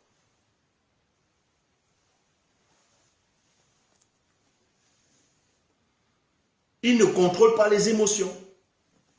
Il agit comme ça d'un coup, quelque chose l'énerve, il se met en fureur, allez, il commence à frapper. Parce qu'il ne contrôle pas ses émotions. Et il ne contrôle pas le temps. Il ne contrôle pas l'espace. Il ne voit pas le temps, le futur. Un coup, il envoie Moïse en Égypte, et en cours de route, il va encore tuer Moïse. Non mais attends. Il va en Égypte libérer mon peuple, et en cours de route, parce que Moïse, par sa femme, n'a pas fait la circoncision de son fils, on dit que l'Éternel attaqua Moïse pour le faire mourir. Tu envoies quelqu'un en cours de route, tu vas encore le tuer. Mais ça dit, tu oublies. Soit tu oublies, soit, je sais pas, t'aimes trop le sang, ou c'est bizarre. Quelque chose le saisit, allez, L'Éternel regretta d'avoir fait l'homme sur la terre, et il eut le cœur peiné. Bible des peuples, Yahvé se repentit d'avoir fait l'homme sur la terre, et il fut tout triste. Waouh! Oh là là, il était tout triste. Oh là là, il était tout triste. Et pourtant, dans ce qu'ils appellent le Nouveau Testament, il est dit, soyez tout le temps joyeux. En fait, on vous montre que le Dieu d'Israël, le Dieu des faux juifs, donne des commandements aux gens que lui-même il ne respecte pas. En gros, c'est ça. En même temps, ils vont dire, il fait ce qu'il veut. En gros, c'est comme si tu dis à ton enfant, tu entends te d'élever ton enfant, tu entends d'initier ton enfant, tu dis, hey, ne dis pas des gros mots. Mais toi, le papa ou la maman, tu es le champion ou la championne, a dit des gros mots devant l'enfant. Mais tu veux que l'enfant, il fasse quoi? Mais papa, maman, tu dis de ne pas dire des gros mots, mais les oreilles entendent ça. Quand les oreilles entendent ça, envie de ressortir ça de la bouche.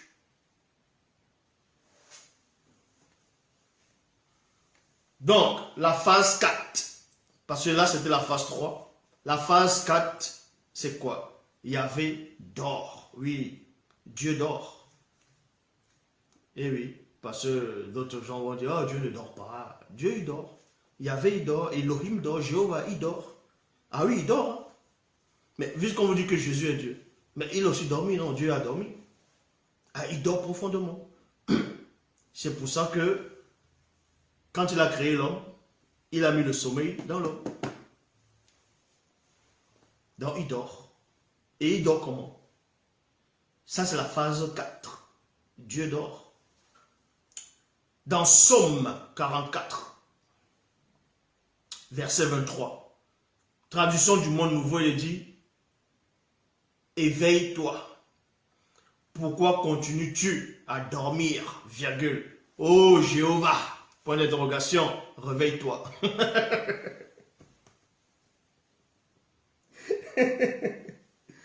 Donc, je répète, phase 4, Jéhovah dort. Yahvé dort. Psaume 44, verset 3. Verset 23. Psaume 44, verset 23. Traduction du monde nouveau. Éveille-toi. Pourquoi continues-tu à dormir? Ô Jéhovah, réveille-toi. Bible, parole de vie. Là, on trouve ça dans Psaume 44, verset 24. Il est dit, réveille-toi. Pourquoi dors-tu, Seigneur? C'est pour ça que dans l'une des versions abominables du livre d'Enoch, on veut dire que Dieu est en train de dormir, il était sur un grand lit. Et on voyait les chérubins, les séraphins, les phénix. Ils sont là, ils sont en train de lui chanter une berceuse. Et oui, il chantait sur son chevet de lit pour qu'il se réveille. Tu vois, voilà, c'est le même Dieu, il dort. Mais c'est normal que l'homme il dort aussi, non? Traduction, Bible du rabbinat français Arnold Kahn, il est dit, réveille-toi donc.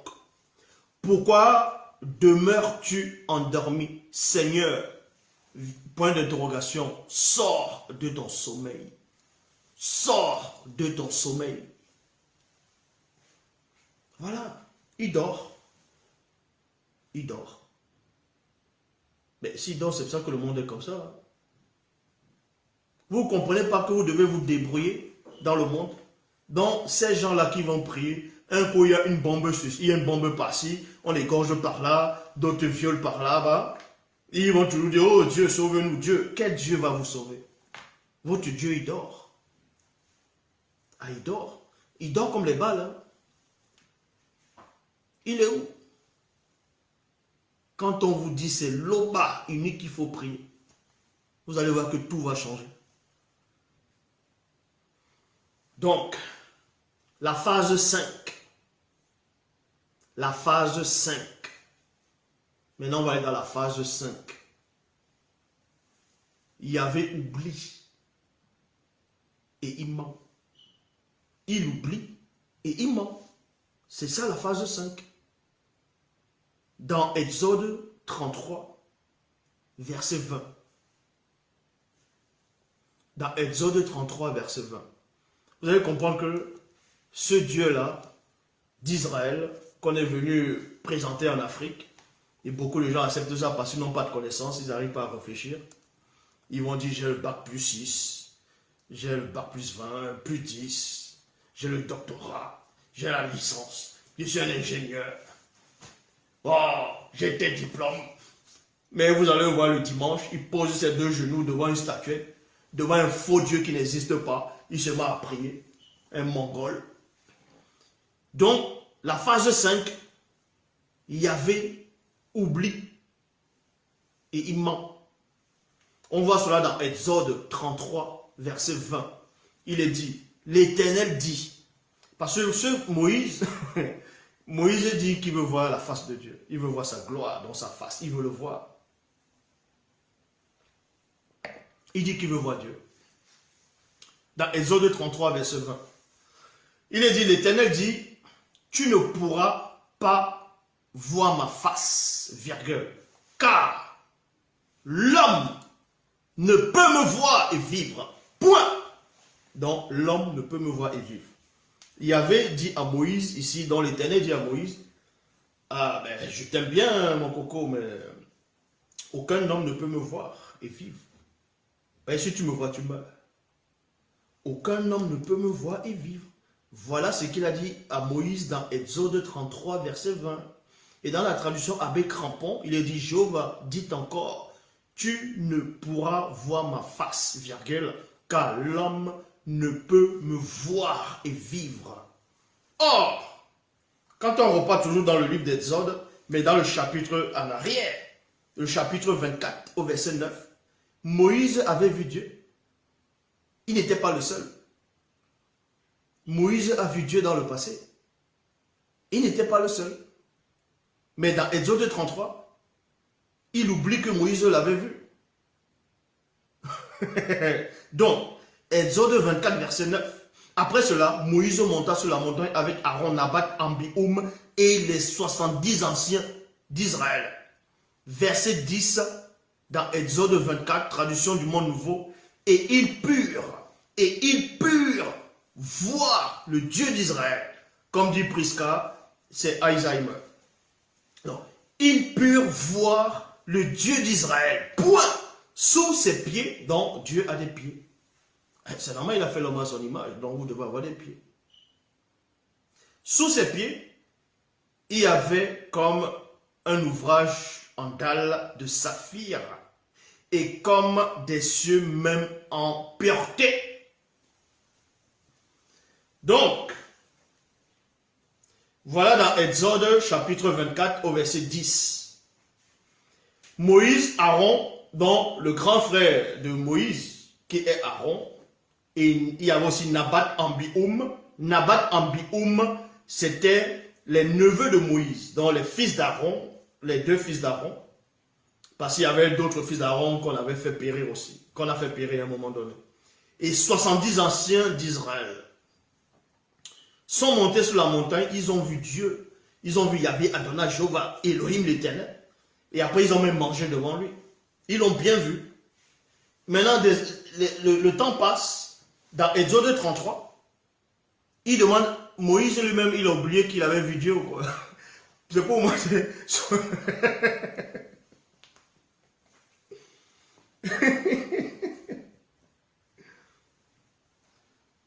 soit il y a deux explications ici.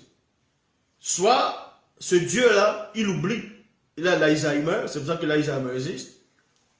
Soit Moïse a vu un autre Dieu, donc un frère de Dieu, sur cette montagne, et maintenant il veut voir l'autre Dieu.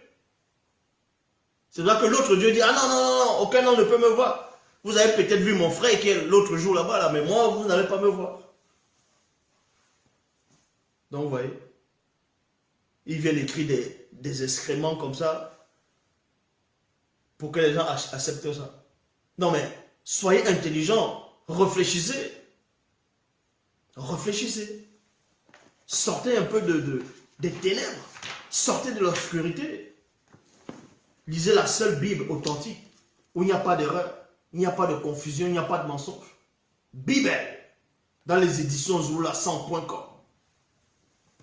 Donc, dans Exode 33, verset 20, Dieu dit à Moïse que tu ne peux pas me voir, parce qu'un homme ne peut pas me voir et vivre. Or, dans Exode 24, il avait déjà vu Dieu. Maintenant, les gens peuvent dire, bon, Moïse, il était Dieu, donc on l'a fait Dieu, donc on dit un homme ne peut pas me voir et vivre. Mais en quel moment on a fait Moïse Dieu? Ce n'est pas dans Exode 33 ou Exode devant. Hein? C'est vers le début qu'on a fait Moïse de Dieu. Vous avez me dit que Aaron aussi était Dieu. Nabat, Ambioum et les 70 hommes anciens d'Israël, c'était des dieux? Non.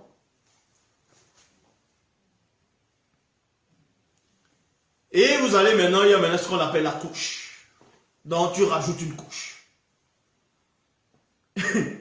Jésus maintenant, dont vous dites qu'il est le sauveur, il est Dieu, lui-même il va venir, selon les Bibles classiques sur terre, et lui-même il va mentir. Et ce Jésus-là même, il ment. Il dit quoi? Jésus dit dans Jean chapitre 6 au verset 46 que personne n'a jamais vu le Père, sauf celui qui est venu auprès de Dieu. Donc vous voyez, pourquoi il ne finit pas en disant personne n'a jamais vu le Père, sauf celui qui est venu auprès du Père? Pourquoi il dit personne n'a jamais vu le Père, sauf celui qui vient auprès de Dieu? Donc, il y a le Père, qui est le Père de Dieu, Et aussi Dieu qui est son Père à lui, Jésus. Donc, mais bon, personne n'a jamais vu le Père, sauf celui qui est venu de Dieu. Lui, virgule, il a vu le Père. Donc, il dit ici là que personne, aucun homme n'a jamais vu Dieu, excepté lui. Et que c'est lui qui a fait connaître Dieu à l'humanité. Mais voyons, il a oublié que Moïse avait vu Dieu. Donc voilà comment il ment. Il dit que personne n'a jamais vu Dieu. Personne n'a jamais vu le Père. Moïse a vu Dieu. Moïse a vu ce Père-là. Donc il veut contredire Moïse. Il veut contredire Yekouba, Jacob. Jacob aussi a vu Dieu. Ésaïe 6, dans Ésaïe 6, a vu l'Éternel assis sur son trône et les pans de sa robe remplissaient le temple. Donc Jésus vient, il ment, il dit que personne n'a jamais vu Dieu. Et son disciple, dont on va dire que Jean, lui aussi vient mentir. Dans 1 Jean 4,12. Nul homme n'a jamais vu Dieu. Ben voyons, nul homme n'a jamais vu Dieu. Mais Moïse a vu Dieu dans Exode 24, au verset 10. Aaron, Nabat, Ambioum et 70 anciens d'Israël ont vu Dieu. Ésaïe, dans Ésaïe 6, Ésaïe a vu Dieu. Jacob a vu Dieu. Adam lui-même a vu Dieu. Selon les Bibles actuelles classiques. Mais vous voulez expliquer quoi? Voilà les contradictions. Jésus lui-même c'est un menteur. Parce qu'il n'existe pas. Donc ce sont des esprits de confusion, d'égarement. Dans Jean 3,13, il est dit, personne n'est monté au ciel. Si ce n'est celui qui est descendu du ciel, le Fils de Dieu, non, le Fils de l'homme qui est dans le ciel. Mais ça ne tient pas. Élie est monté au ciel, c'est écrit. Enoch est monté au ciel, c'est écrit. Même dans le livre des Hébreux, c'est écrit. Donc il va venir dire, personne n'est monté au ciel, alors qu'Élie est monté au ciel. En plus, il dit même, personne n'est monté au ciel. Si ce n'est celui qui est descendu du ciel, donc en parlant de lui-même, le Fils de l'homme qui est dans le ciel. Donc il veut pas dire avant de descendre sur terre, il était déjà le Fils de l'homme dans le ciel. Ah, donc le Fils de l'homme. Donc il reconnaît que l'homme, en parlant de l'homme, c'était qui? On parlait d'Adam, selon les Bibles classiques. Donc Adam était déjà supérieur à lui. Donc Adam l'a couché dans le ciel. Donc il est homme dans le ciel. Voilà. Voilà. Voilà.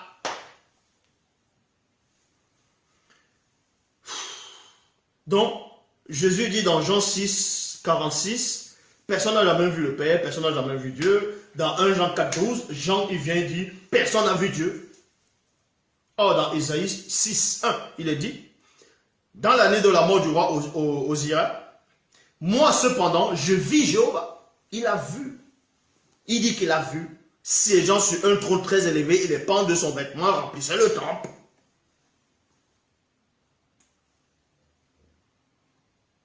Remplissait le temple.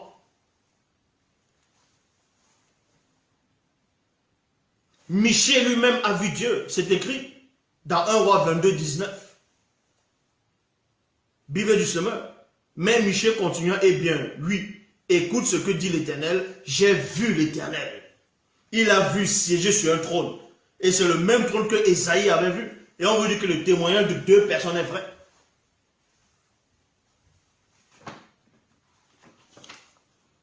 C'est tout. Donc, vous voyez que les gens sont tout simplement victimes de la confusion. Quand vous lisez dans Genèse, chapitre 2, verset 17, il est dit quoi? Genèse 2, 17, dans la traduction David Martin. Mais quant à l'arbre de la science du bien et du mal, tu n'en mangeras point. Car dès le jour où tu en mangeras, tu mourras de mort. On dit à Adam que le jour où tu vas manger, tu vas mourir. Mais il a mangé, il est mort. Il a mangé, il est mort. Il a vécu encore. Donc, arrêtez de... Il faut que les gens arrêtent un peu de délirer. Les gens ne sont pas intelligents. Les gens ne sont pas intelligents du tout. Ils acceptent n'importe quoi. Là, je me rappelle, en gros, je me rappelle quand on était tout petit. Bon, c'était ça la coutume. Quand vous étiez petit à l'époque, petit, avant de dormir, on vous racontait des histoires. Je ne sais pas si dans d'autres tribus, je ne sais pas si vous, quand vous étiez petit, bon, à part peut-être en Europe, en Amérique, on prend un livre, on vous raconte l'histoire d'une petite fille ou bien d'un lapin. Mais nous, quand on était petits, deux fois, dans la chambre, on vous racontait des histoires. Bon, quand on dit des histoires, on appelle ça les contes. On va dire, étant des bougnabors. Étant des bougnabors, et donc il était une fois, on te raconte maintenant une histoire. Et l'histoire, soit c'est triste, soit ça fait peur. Et maintenant, pour aller dormir, ça va être chaud. Donc, quand quelqu'un finit de raconter, l'autre raconte. C'était comme ça. Dans la Bible actuelle, tous les livres religieux, à part Bible, déjà Bible n'est pas un livre religieux, c'est spirituel. Tous les autres, c'est du n'importe quoi. Tous les autres, c'est du n'importe quoi.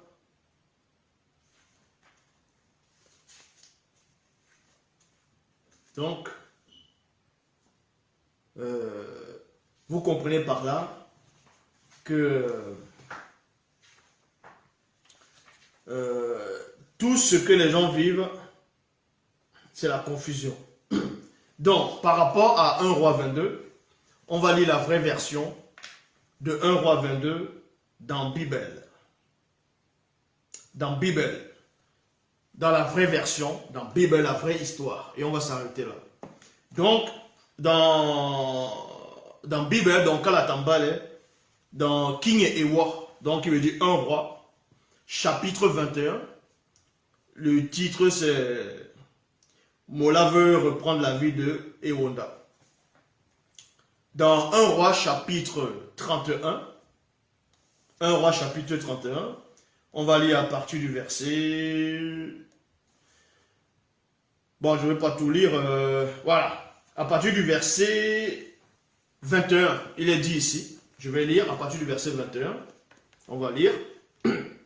Le roi de Tombalébila dit à Kokissé, ne t'ai-je pas dit, il ne prophétise en mon sujet rien de bon, mais seulement le mal. Et Méné, son vrai nom c'est Méné, et dans les Bibles classiques, on l'appelle Michel, ou d'autres dit Michel. Donc c'est Méné ici, là, dit, écoute donc, j'ai vu Satan, le Mundima Bobo, le mauvais esprit, assis sur son trône, virgule, et les Bamuloloma Bungulane, c'est-à-dire anges déchus, se tenaient auprès de lui, à sa gauche et à sa droite. Donc, l'Éternel qu'on a vu là, assis là, dans la Bible, on vous montre que c'est Satan lui-même. Et ceux qui se tenaient à côté de lui, c'était les Bamuloloma Bungulane, anges déchus. L'un des Bamuloloma Bungulane, anges déchus du premier ordre, dit,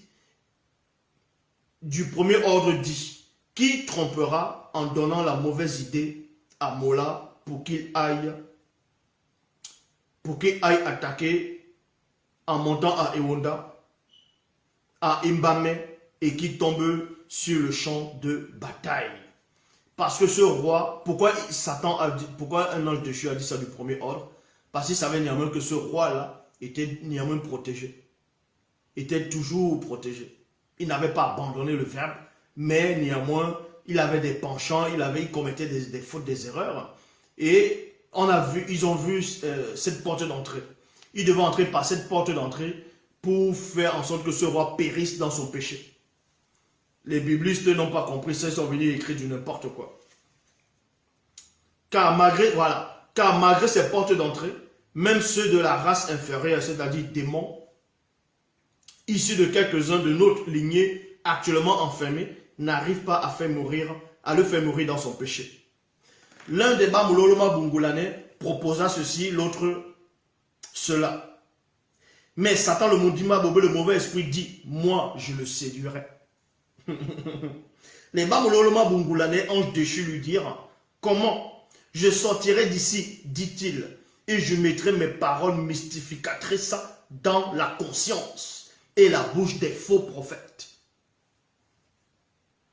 Les Bamuloloma Bungulane répondirent, c'est un excellent moyen pour le tromper, d'ailleurs tu en as le pouvoir. Vous voyez? C'est ça la vraie histoire. Bible.